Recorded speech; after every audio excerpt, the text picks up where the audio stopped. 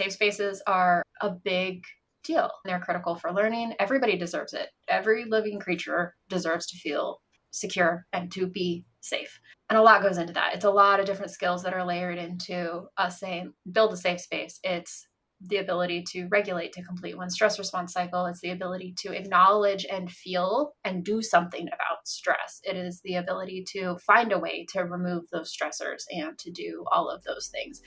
It takes a lot of skill on both the dog and the human. It can be a lot of fun to build those skills, but it can also feel like a heavy weight when you have a creature who is having a hard time in the world.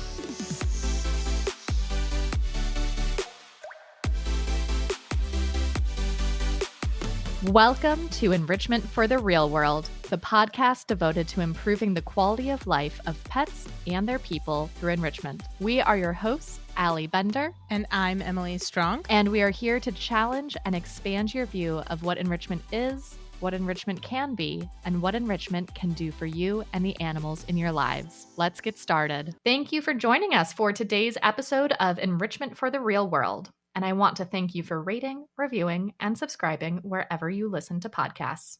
In this episode, you're going to hear Ellen and I talk about the feedback loop of stress, letting our learners throw themselves into the deep end, decide with them, not for them, and everything is washable.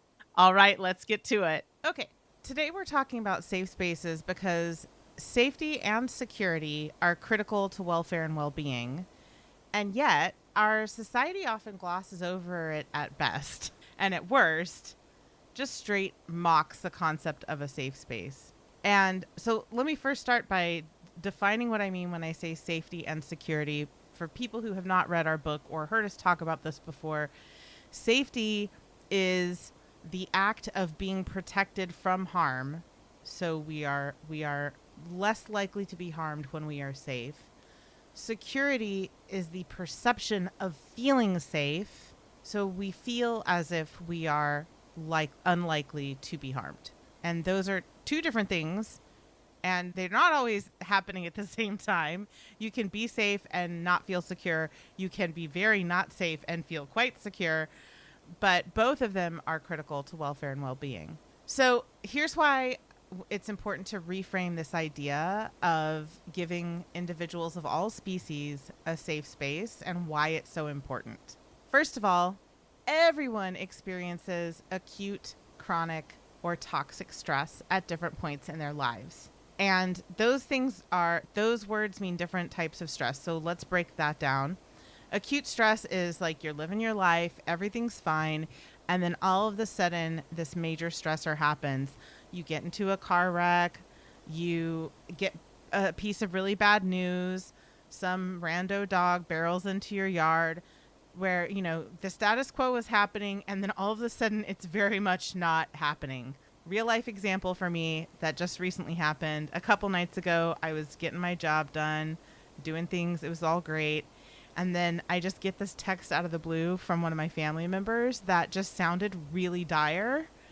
And I was like, what do you mean? And they were being really sketchy about it. Like they wouldn't give me more information. And I was like, what is going on? So I just randomly start texting everybody what is happening? What is happening in my life? Oh my God. Do I need to fly home? What's the deal?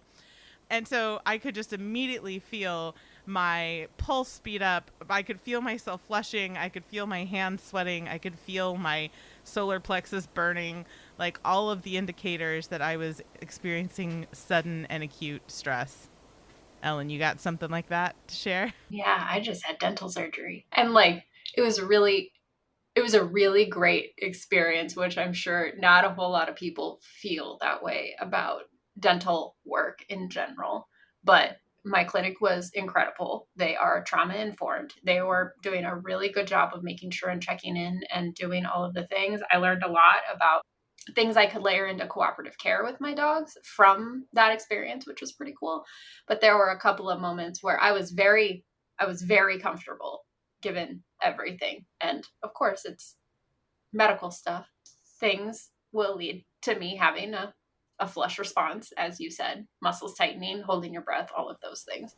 Yeah, that's a good one. Even when they handle it well, it's still a stressor. And I think it's really important to bring that up, that you brought that up, that they are trauma informed and they are doing everything they can to reduce that stress. But the stress already happened. Like, it happened just by virtue of you showing up. And that is definitely a lesson that we can learn in all of the animal welfare fields, not just ours, right? Yeah. And the thing that I took away was like, still stinks. Let's be honest. Nobody has, somebody somewhere might have fun. Most people don't have fun in those scenarios.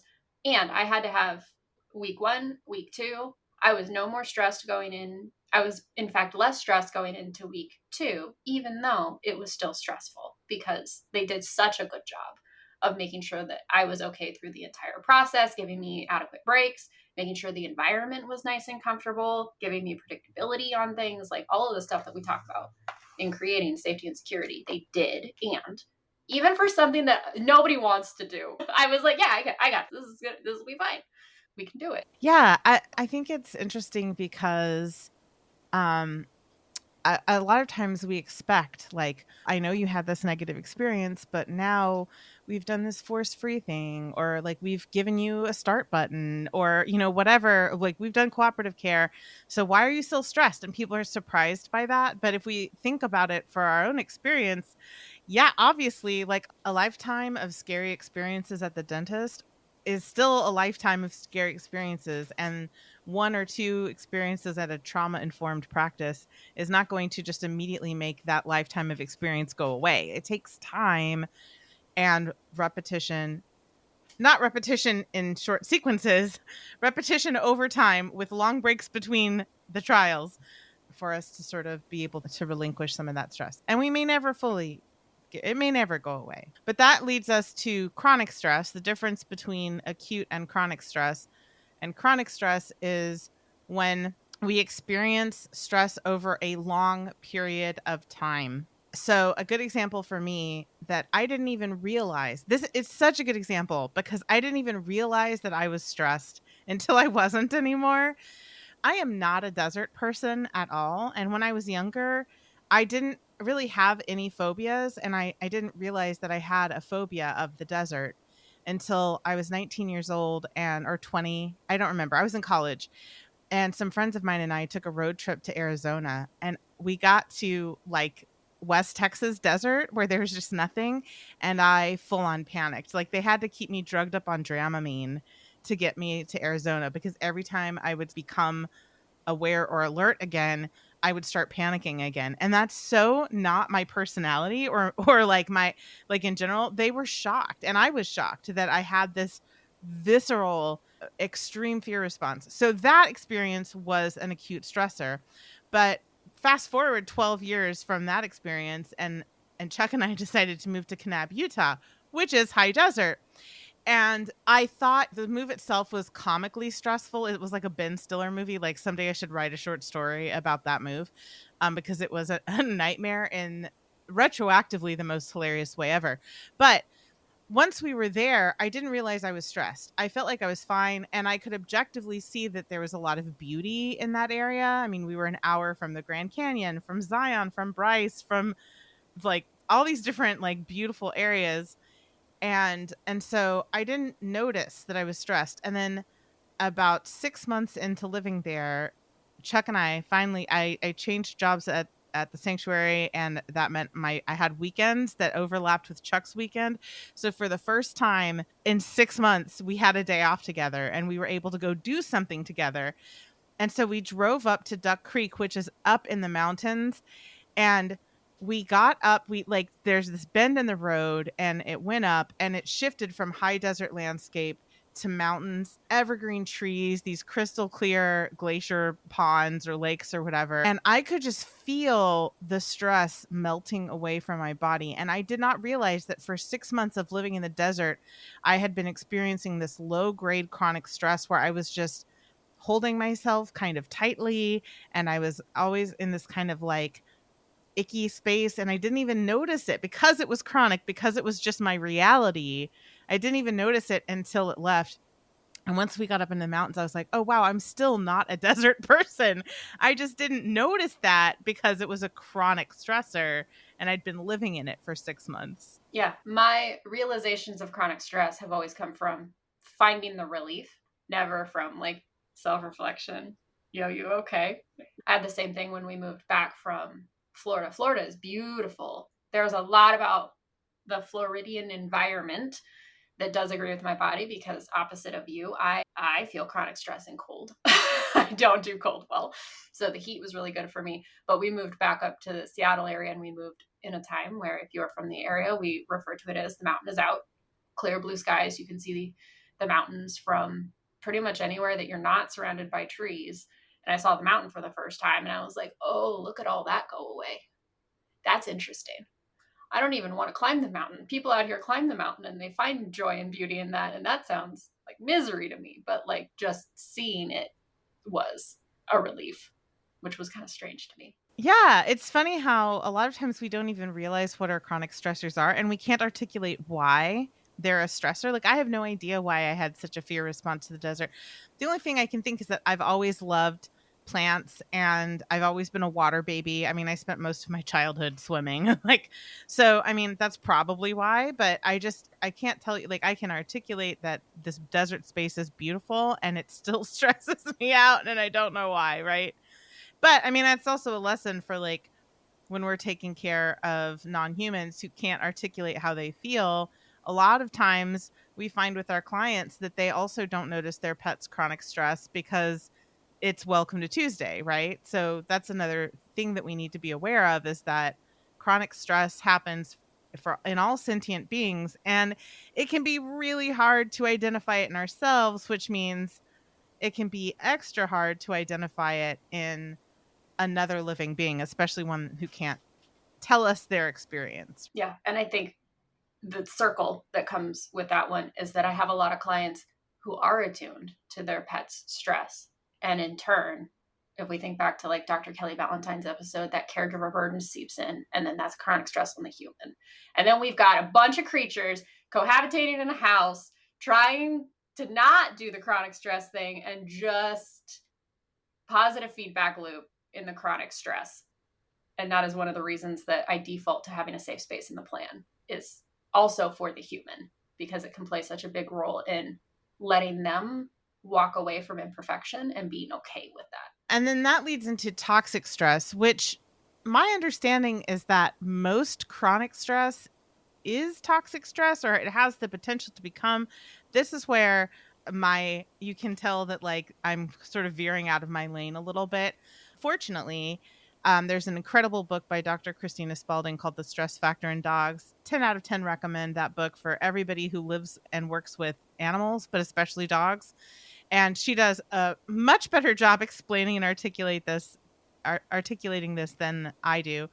But toxic stress is when that sustained chronic stress starts messing with our body's ability to return to a baseline, to have some sense of status quo, and then that throws our entire system out of whack. It affects our physical, behavioral, and emotional health. It affects our immune system. It just impacts every single part of our bodies.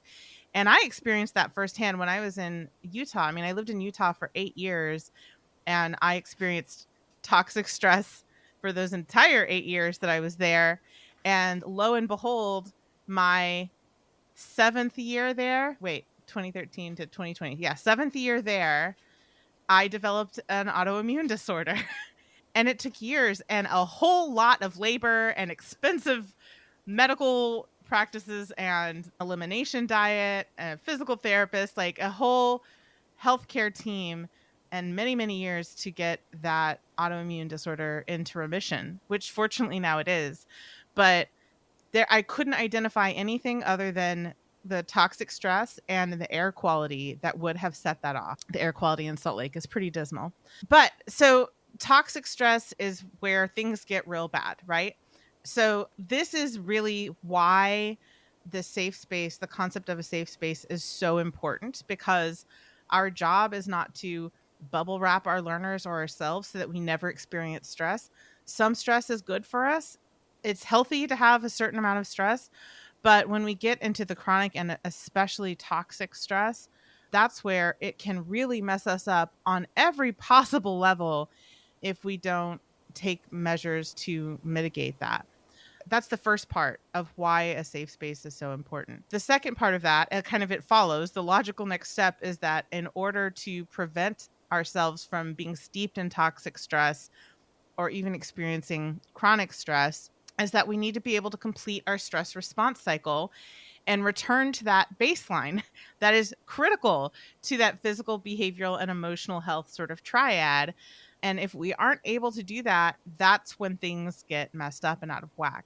And in order to do that, in order to complete our stress response cycle and get back down to baseline, we need to be able to remove ourselves from stressors. So you see where we're going with this? The safe space is how we remove ourselves from stressors. And this is especially important for learners who generally have less control over their lives, like children and pets.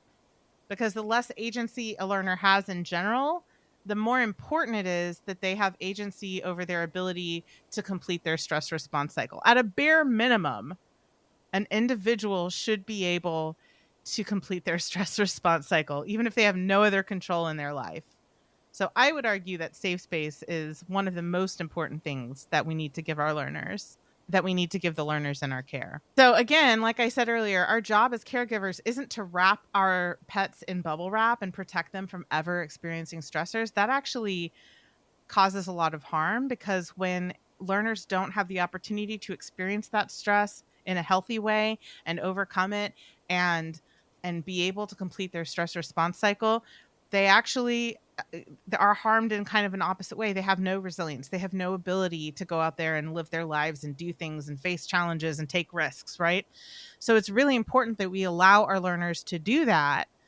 And the way that we allow them to do that is to empower them to do that, because most individuals don't know how to do that on their own, or they only know how to do that on their own contextually, and they don't know how to do it on their own in every situation.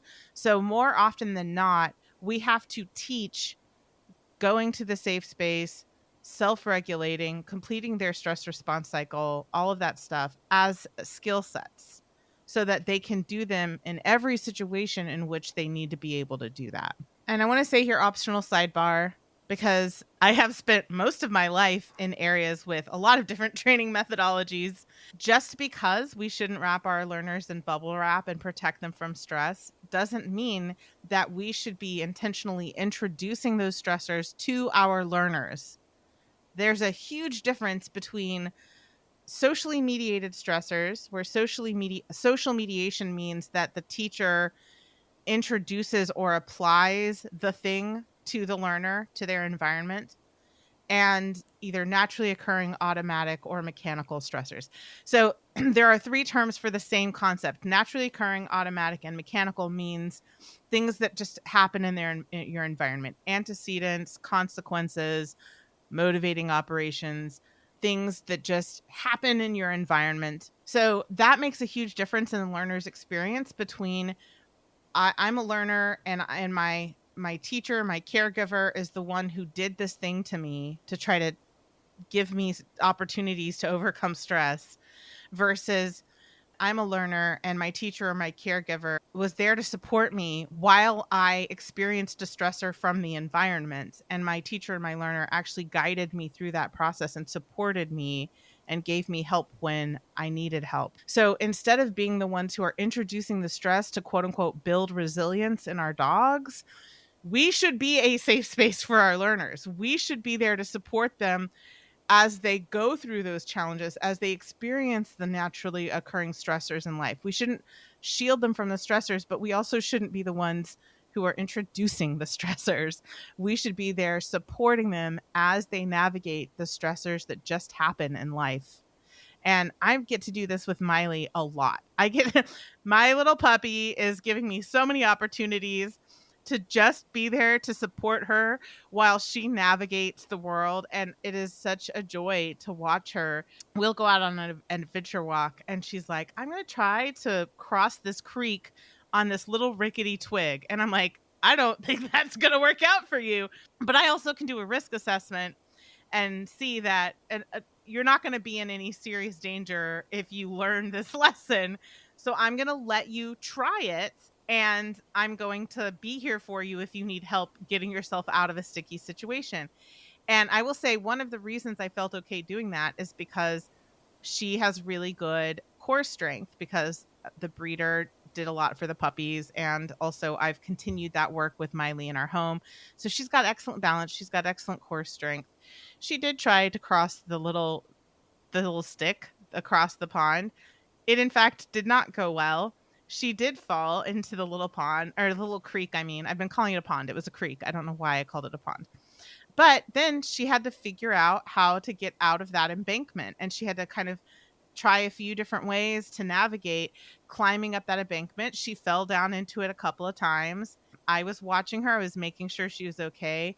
There was one point where she got stuck. Her little hoodie got stuck on a twig. So I had to sort of like untangle her because she couldn't figure that part out for herself. So I was there to support her and help her when she needed it. But after a couple of minutes, she figured it out. And when she got to the top, I celebrated with her. I dried her little wet butt off, and we kept going. And she had the grandest time. She was not worse for the wear for having that experience. But I didn't throw her in the ditch to make her, like, to introduce a stressor and make her figure out how to climb out of it.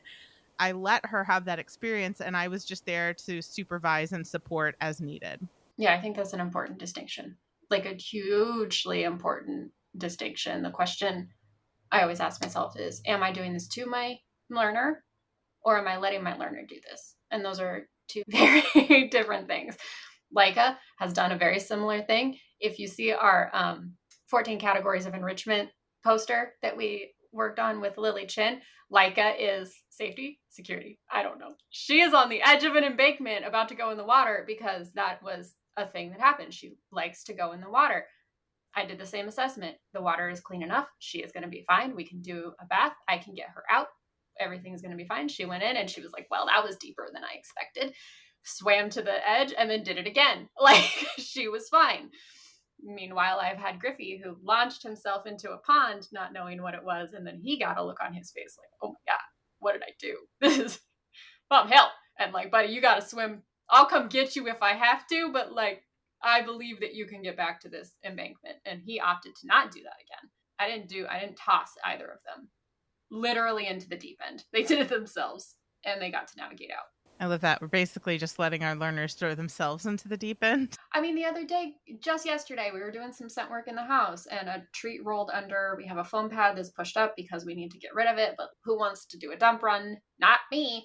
And a treat rolled underneath, and I could see that it was probably going to fall. And also, I know that it's not going to hurt Griffey, and he is resilient enough because I have let him have those experiences. So he did it. It fell on him. He was like, what is this? And then climbed on top of it and dug it out and got underneath again to go get the cookie. He did totally fine. I didn't drop something on him. I don't need to do that. He makes poor choices enough as is. Again, back to I don't need to, because he will himself. Yeah, I think at least once a day I ask Miley why she has such a death wish, because she has no sense of self-preservation whatsoever. But that's why I'm here. I'm here to make sure that she is safe so that she can continue to be secure as she tackles all these huge challenges in her life and overcomes them and becomes more confident and more resilient and more skilled. Because you know what? In subsequent adventure walks, she's gone down into that embankment and she was able to scramble out of it in a matter of seconds because she learned how by accidentally falling in the first time. And I will say, because I'm sure there are people listening that are like, but what about? Because humans are really good about but what about? And Emily and I both have done exposure therapy type scenarios with dogs. There is a time and a place to set it up so that your learner can experience certain stressors, but there are a lot of criteria to do that well and to do that ethically and to do it in a way that they are able to lead themselves into the experience safely. And it is not something that I am doing to you. I'm not going to drag Griffey within 20 feet of a dog. I can instead go somewhere where I know a dog's scent may be present, or a dog might be 60 yards away, and he gets to opt into how much he engages with that stressor. Yeah, one of the things I can already tell I'm going to have to work on with Miley is teaching her to jump into my arms, because she definitely inherited the typical Basenji trait of, I'm not going to start something, but if you start something, I'm going to finish it no matter how big you are. And so I need her, if we're out in a situation where some dog is talking big smack and she tries to respond to that, I need her to be able to jump into my arms so that I can carry her out of that situation, because she has had big feelings about dogs who have talked smack to her. Now, she loves dogs. She's great dog skills in general. But if a dog talks smack, she's like, oh, no, you didn't. Like, very typical Basenji in that regard. So I'm going to have to teach her how to jump into my arms as a safe space to get away from her little brawling tendencies. Yeah. And I think that takes us into the first key takeaway, which is find a space that your pet feels secure in. And Emily just talked about teaching Miley that is a safe space. That is one of the things, but don't start there. If this is your first foyer into building a safe space with your learner, let's find one that they already are predisposed to using and one that works well for you. So first thing is make sure it's actually safe. If your pet wants to, I don't know, when Leica was little, she really wanted to hang out under the kitchen sink, which is a different story for a different time. Not safe in the long run, not a safe place for her to be in the long run. So we needed to find something else that she could use for that thing. Observe them, see where they are predisposed to spending time, observe what they like. I'm going to be a little anthropomorphic. Do they seem joyful? We can operationalize that, but do they seem happy? Do they seem relaxed? Do they seem comfortable and calm? If you don't know what that looks like, then let's work on that skill, because we focus a lot on stress, but sometimes we want to see the joy too.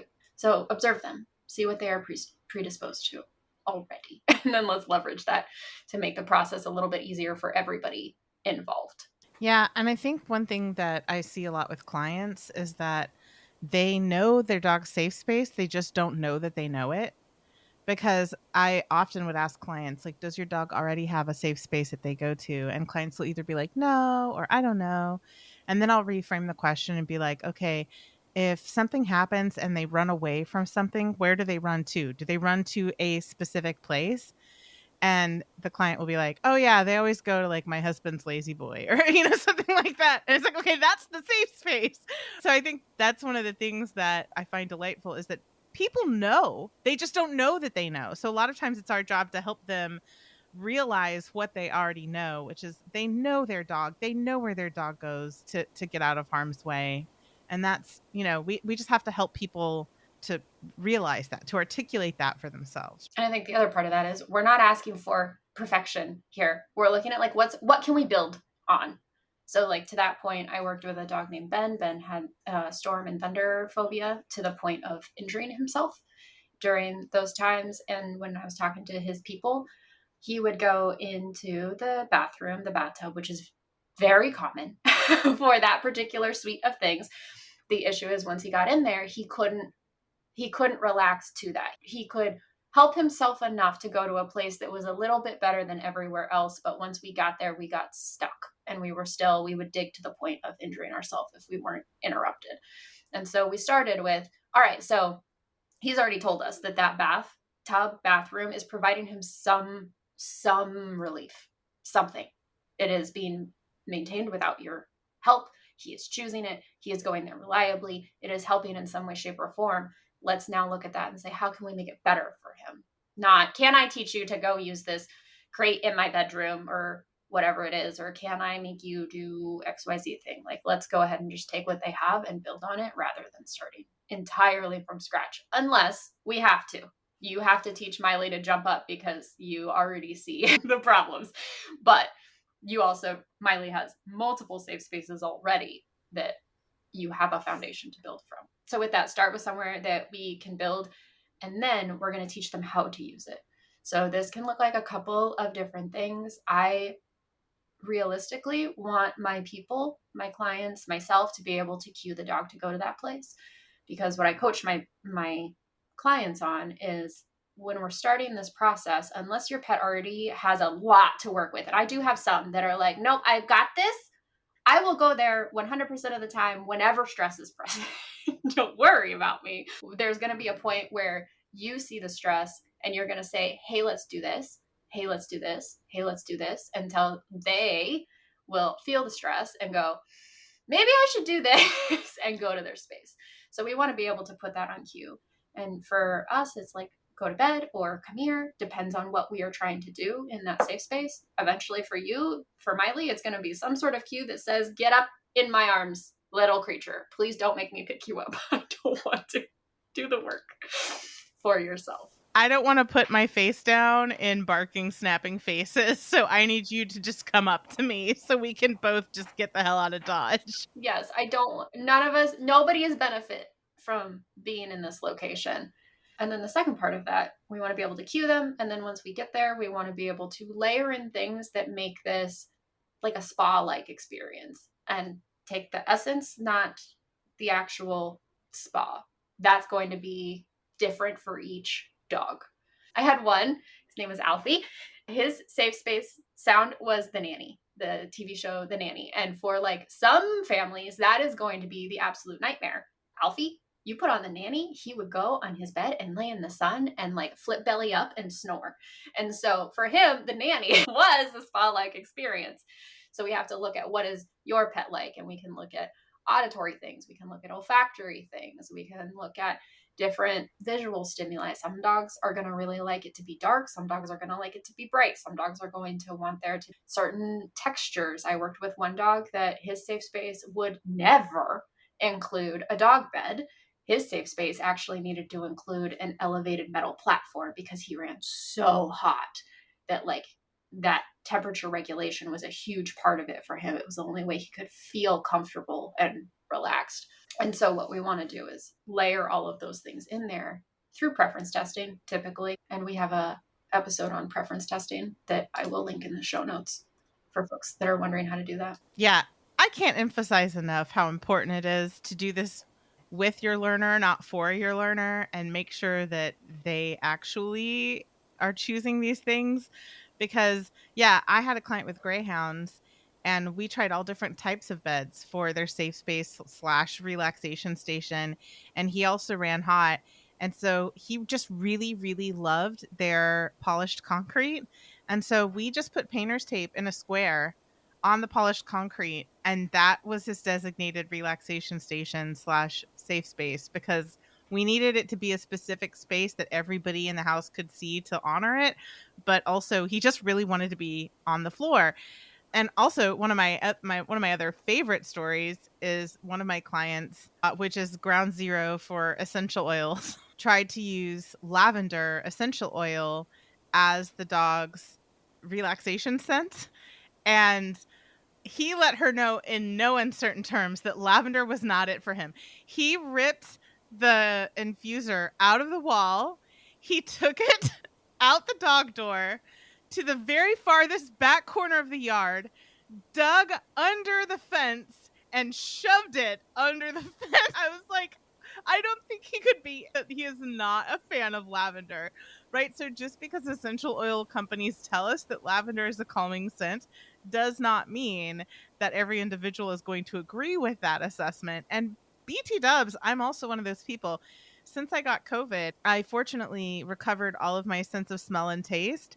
But the only thing that changed about my sense of smell and taste is now lavender and chamomile make me feel nauseated. They have to be buried deep into like a profile of other scents or flavors for me to be okay with them.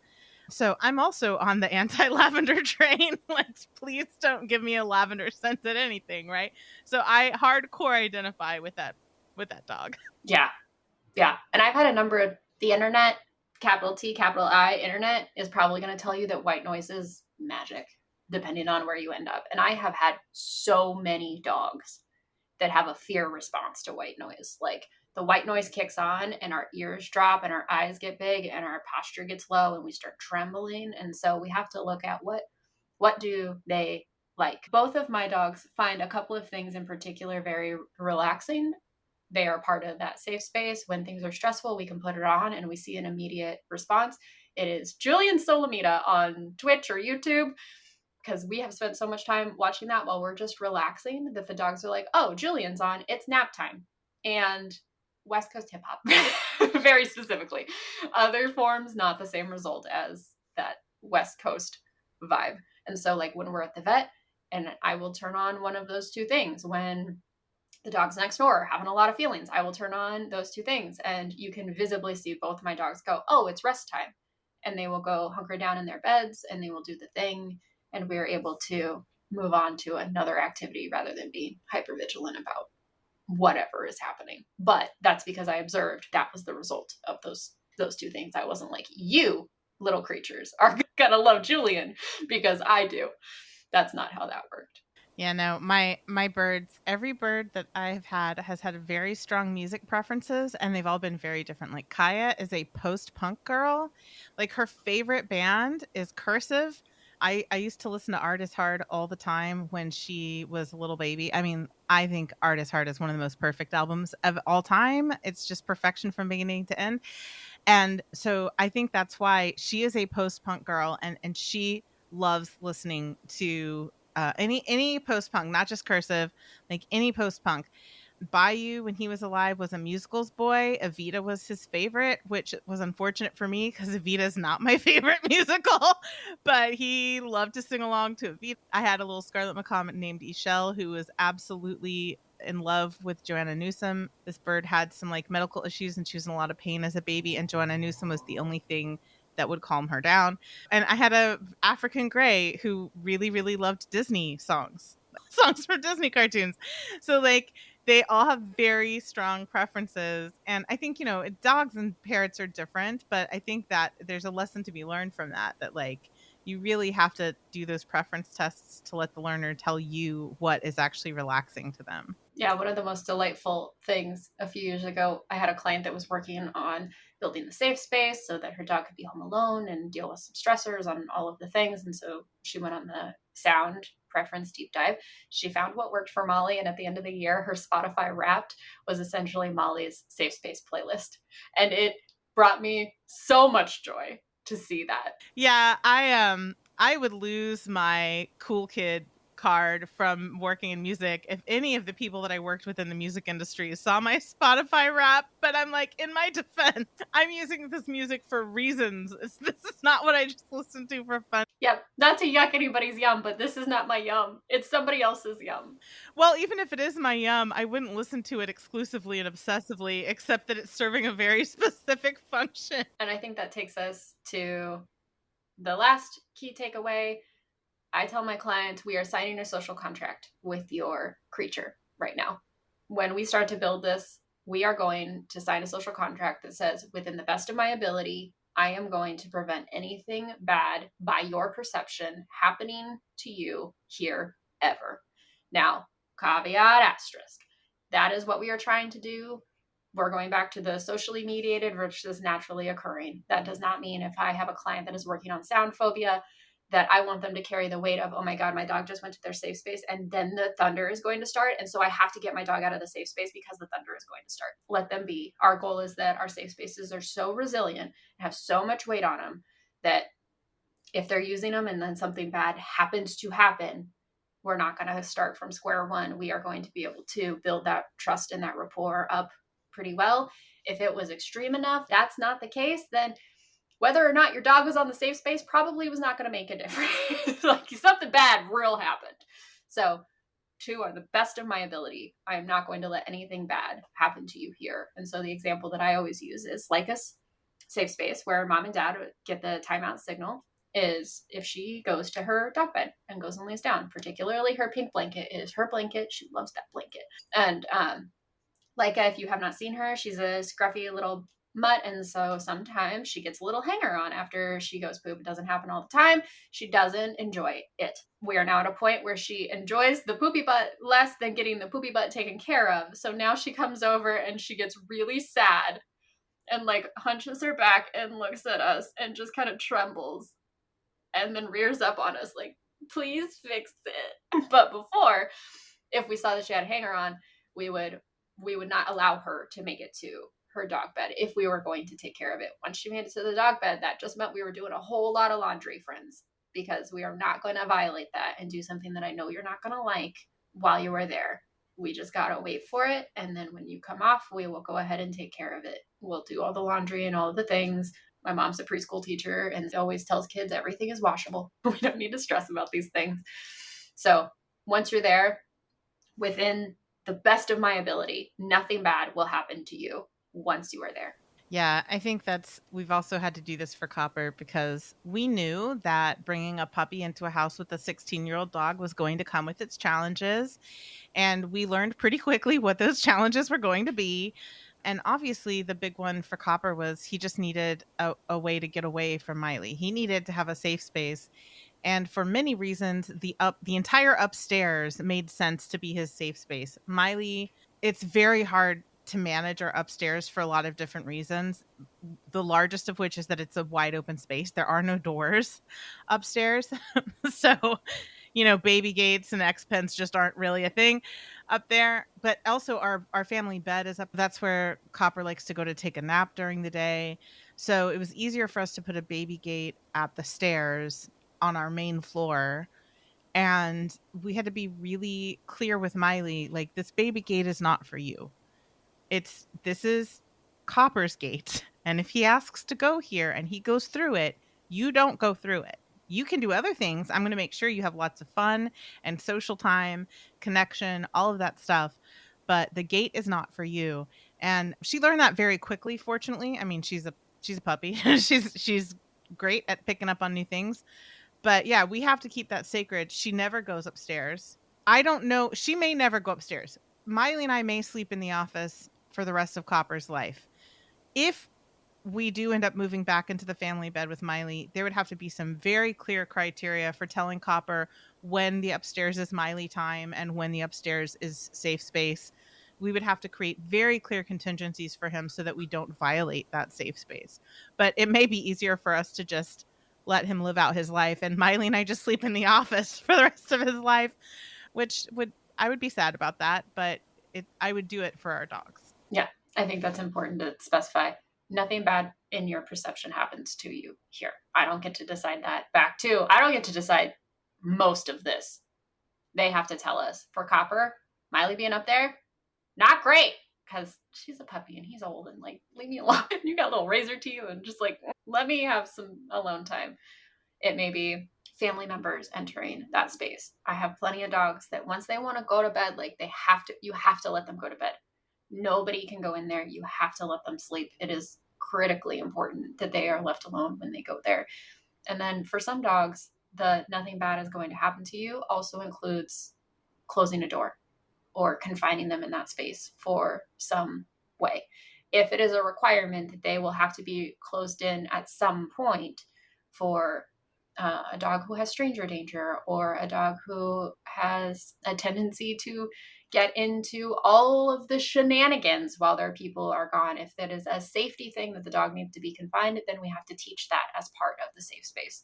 And so that's where the ebb and flow comes. Ben's safe space was the bathroom. I'm not going to lock Ben in the bathroom.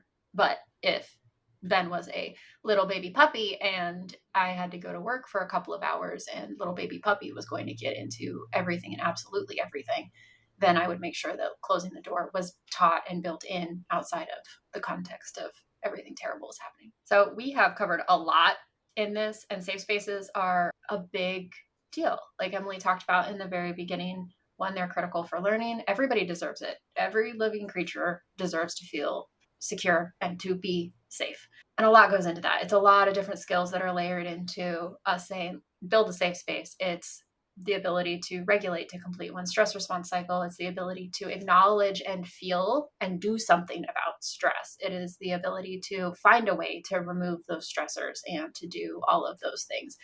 It takes a lot of skill on both the dog and the human. It can be a lot of fun to build those skills, but it can also feel like a heavy weight when you have a creature who is having a hard time in the world. Diving deeper into this topic, Emily already mentioned The Stress Factor in Dogs by Dr. Christina Spalding. I recommend it to like everybody. Well, also we had Christina on the podcast, so I will link to her episode in the show notes as well, so that you can get a little teaser there. She talked about building resilience, stress, what stress is, the foundation stuff. And then I am also running a safe space class where we are going to start from the ground up. What are your dog's current preferences? How do we build it up? What do you need out of a safe space? So we talked a lot about safe spaces in the home, but for somebody like Emily who needs a safe space on the go, we're going to build up some of those. Last year, we had folks that were working in the house. We had folks that were working for vet clinics. We had folks that were working on safe spaces for sound sensitivity and noise phobia, for having guests over where the dog could go and hang out and meet their needs without being a part of the rendezvous. So we're going to be talking about a lot of those things, from identifying your pet's preferences all the way to starting to layer in when stressors happen. How do we leverage all of this that we have spent a couple of weeks building? It's a lot of fun. Come join me, please. I love to see pets learning this skill. It just lights me up. 10 out of 10 recommend the course. I think it's great. I might be biased, but I think Ellen is the best person to teach on this topic. So 10 out of 10 recommend. Okay, to recap, safe spaces are a necessary component of completing the stress response cycle for all sentient beings. Find a space your pet feels secure in. Teach your pet how to go to that space. Keep that space sacred. And you can learn more from Ellen by taking her course. I hope you enjoyed today's episode, and if there's someone in your life who also needs to hear this, be sure to text it to them right now. If you're a pet parent looking for more tips on enrichment, behavior modification, and finding harmony with your pet, you can find us on Facebook and Instagram at Pet Harmony Training. If you're a behavior training professional dedicated to enrichment for yourself, your clients, and their pets, check us out on TikTok and Instagram at Pet Harmony Pro. As always, links to everything we discussed in this episode are in the show notes. Thank you to Ellen Yoakum for editing this episode and making us sound good. Our intro music is from Penguin Music on Pixabay. Please rate, review, and subscribe wherever you listen to podcasts. That helps more pet lovers and professionals find us so they can bring enrichment into their world too. Thank you for listening, and here's to harmony.